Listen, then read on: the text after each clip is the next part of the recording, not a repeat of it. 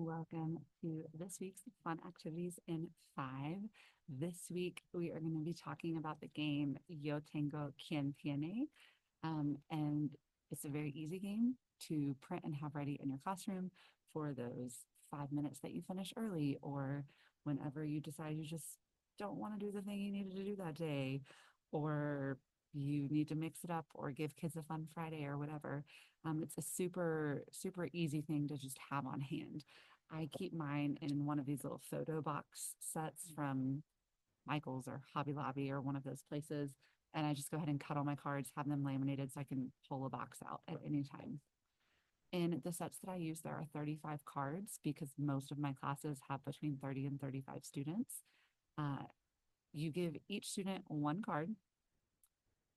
If you have not 35 students, you have a couple of options. You could just give students two cards so that they're responsible for two things during the game, or you could use a smaller set. The sets that I make have 25, 30, and 35. So if you have a class of 27, maybe use the 30 card set instead of the 35. If you have a class of 20, maybe use the 25 set instead of the 35 if you don't want students to double up. So when students have the card, you pick someone to start. It does not matter who starts because the game works in a loop. So every student is holding their own individual card. Why are these yellow? Because someone left yellow paper in the copier when I printed these. Whoever starts reads their card.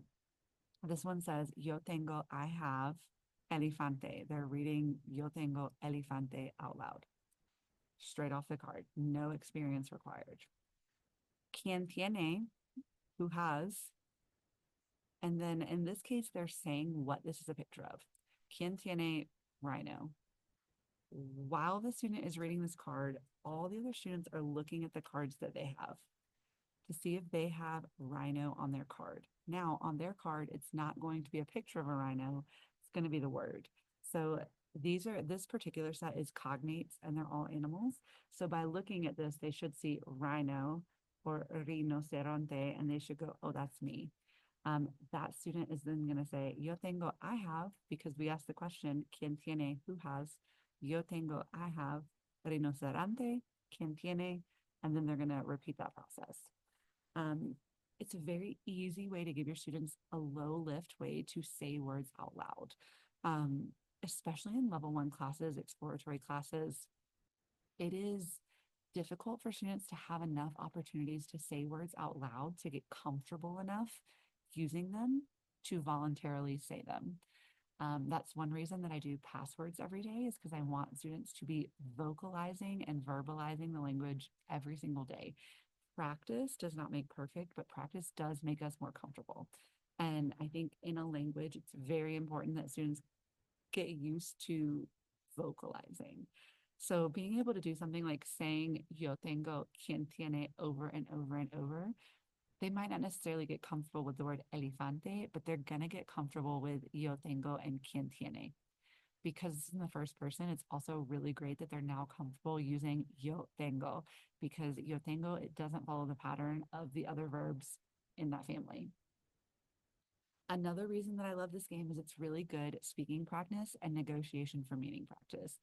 If somebody says, quien tiene, and they're like, a tall cat,